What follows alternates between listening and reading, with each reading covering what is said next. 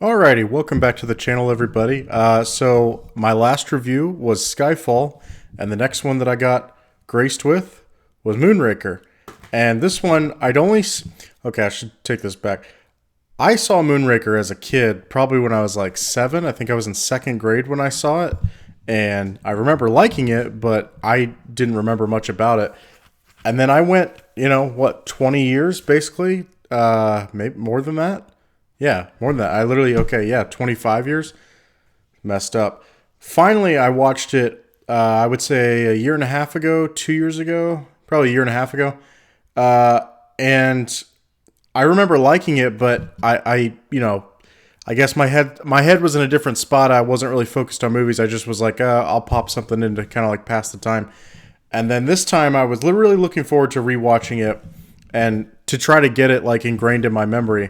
And okay, I don't understand why this movie gets so much crap. I mean, it's not perfect.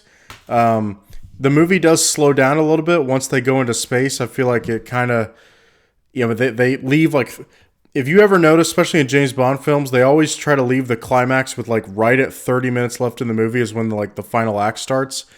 And it's like literally on the dot. And they do that, and they're heading into space at the very end, like right with 30 minutes left. That's the only part to me that like slows down a little bit. But overall, I love the plot of the movie. I love the Drax. Aside from maybe Alec Trevelyan, he's probably my favorite bad guy. I'm trying to think of anybody else that would be up there for me. Electric King, Goldfinger, obviously Blofeld, but for me it would be Blofeld from You Only Live Twice. But he's up there. He might be second, third. I'm not entirely sure. I don't know. That's another ranking I want to do. Like, not only rank the Bond films, but I do think I want to rank the villains because a lot of people got some weird notions, at least to me, they come off as weird about which bad guy's the best. So yeah, like I said, love the plot of this. Holly Goodhead is the Bond girl, and I like her quite a lot. So part of this review, I'm just going to like go off the dome and just, let you guys know my feelings on what I want to talk about. Well, one of the first things I noticed is, so this is the movie that came right after The Spy Who Loved Me. And The Spy Who Loved Me is universally praised as this great Bond movie. And I just watched it like a week ago, and I'd seen it once before that. This is a very similar plot. In The Spy Who Loved Me and Moonraker, you have a villain that's foreign, not American, and has an accent. And they're determined to basically majorly shake up the world, and they're not doing it for money. Neither one of them are after money. They're not, trying to do some awesome heist. They're both trying to exterminate a lot of people on Earth. The difference between the two as far as the villains, I find Drax super interesting, and how rich he is makes sense. And I find Stromberg, I think is the guy's name, I find him mostly boring because he, like I said in the Spy Who Loved Me review, I know people make fun of like Blofeld, like in the Austin Powers movies, they make fun of Blofeld as like, Bond villains, they do these stupid things and they're very like cringeworthy sometimes. I find Stromberg kind of cringeworthy because he basically just says really like, I don't know, expected lines. Like, I wasn't impressed or like, oh, that's a good line. Like, nothing that Stromberg said got me like that. But Drax, I find Drax is super interesting. I find his... so we first get to his house because basically the Moonraker shuttle gets stolen off a 747.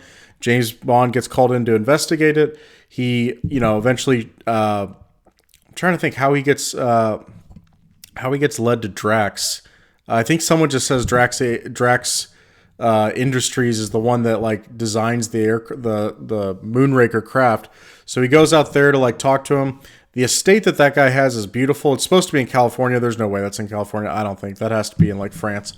But yeah, the estate's beautiful. He hangs out there for a little while, and then eventually the plot takes him to Venice first to look at like some glass company, and then eventually he gets to Rio de Janeiro in Brazil, which I love Rio as a setting for a Bond film. I think it's awesome. The scenery is just so awesome. And then eventually he kind of goes into the Amazon to look after like a flower, a rare orchid. And eventually he shows up and gets to like the Aztec like launch area for Drax agencies or Drax Industries, I think is what they call it. And yeah, and then we get towards the end of the film, they actually go into space. Now, this movie, I think, gets a lot of crap because they go, oh, that's just a far-fetched idea that he could get to space. Yeah, I know, but there's a lot of far-fetched things in James Bond. I mean, a lot of the things that the villains get away with, you're like, there's no way that someone wouldn't have noticed that. But that being said, if you kind of take that part away from it, it's not like James Bond at the very beginning was like, I'm determined to go into space. The plot kind of took him where he had to follow the bad guy into space to stop this plot that was going to wipe all but like 20 humans out of existence. So, like I said, if I'm comparing the two movies, where I find another thing with The Spy Who Loved Me, the Bond girl, people love that, Agent Triple X and like her story and everything like that. That lady's acting is so bad to me, and I don't know why people defend it, and I didn't really notice the chemistry. At least with Holly Goodhead, I'm like, she's like fighting against James for a while, and then eventually she's like, okay, this dude's... and I like what she did. She kisses him when they get down, like, going down in Brazil, like they're in that, I don't even know what you call it, that trolley that goes on the rope. Basically, like, he saves her life, and then she kisses him, and he's like, what'd you do that for? And most times, James, will be like, okay, yeah, I'm into this. But with her, I think because she's been playing hard to get and he respects her, I think he just was like, are you trying to seduce me or what? And she's like, no, you saved my life. And I think at that point, he was like, all right, like, I really like this girl.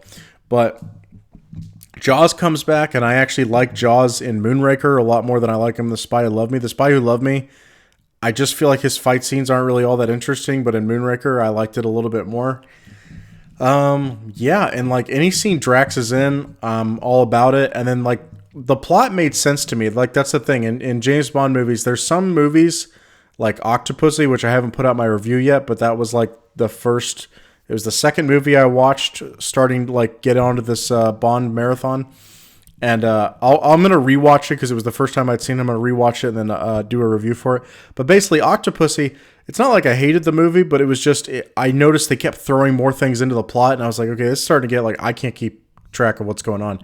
With Moonraker, I like that it's kind of a simple concept. I mean, it's elaborate, like far-fetched kind of fantasy, but I like it's a simple concept. And then basically the whole time, James Bond is trying to find out more and more about Drax and like, if he's actually up to no good or not, and keeps snooping around and keeps finding new things and tracking this, tracking that, and eventually he finally gets to the spot where it needs to be.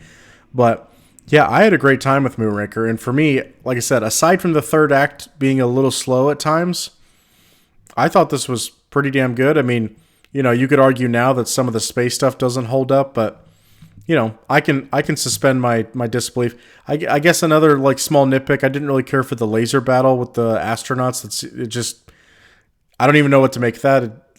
What happened to the laser guns? Why haven't we ever gotten those back? I'm just curious. If they were so powerful, why haven't we gotten those back? Yeah, I don't know. Like, you guys tell me, why is Moonraker like crapped on and Spy Who Loved Me is regarded as this top 5 Bond movie? Because to me, I would totally flip-flop the way people rank them. I would probably, and we'll do my rankings here, like I said, probably in like a couple weeks. Spy Who Loved Me, it's not like I hated the movie. I just found it like people hype it up, and I was expecting like more. And then when I got to it, I was like, this is it? Okay.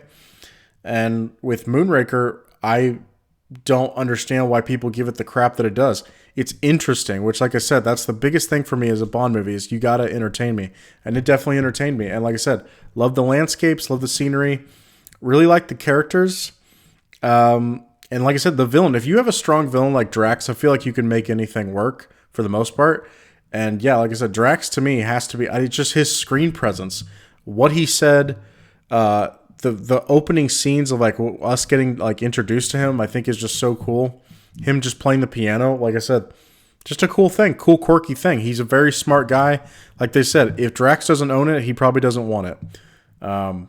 So yeah, I don't know. I heard like they made a 007 Legends game where you could like go up against like certain bad guys throughout the Bond series. I would love just an overall Bond game where you would get to play through like each movie as its own mission. Because we're only at 25. I mean, that's not like completely ludicrous. Just do like, you could break down every movie into like 3 or 4 scenes and basically just do an action scene from each one of those. and you're looking at, I mean, that'd be like 100 levels, but I don't know. I don't feel like that's too far fetched as long as they're not too long. I mean, we have the capabilities. Grand Theft Auto's a thing. I'm surely you can do it, but Moonraker would be a lot of fun to play through. Like the opening, like having to snoop around his estate. That's the first mission. Second mission, going to Venice. Third mission, going to Rio, and then fourth mission in space. I mean, that's perfect. So yeah, if anyone's ever listening, if you want to make a Moonraker game or just a game where you can play through, because like I said, going up against Drax, having to outsmart Drax, that would be really awesome. And then having Holly Goodhead at your side would be great. So yeah, that's my review for Moonraker. As far as like what I would personally rank it, for me, this is a buy it own it. I mean, I'm not going to call it a masterpiece because, like I said, the special effects aren't the best, and like I said, the third act does drag a little bit, but overall, I had a great time with this, and that's what I'm supposed to have. Roger Moore, as far as I didn't really say how he did, I think he did pretty good. I mean, there's nothing outstanding here. There's nothing where we really get, the next one, For Your Eyes Only, where they reined it back.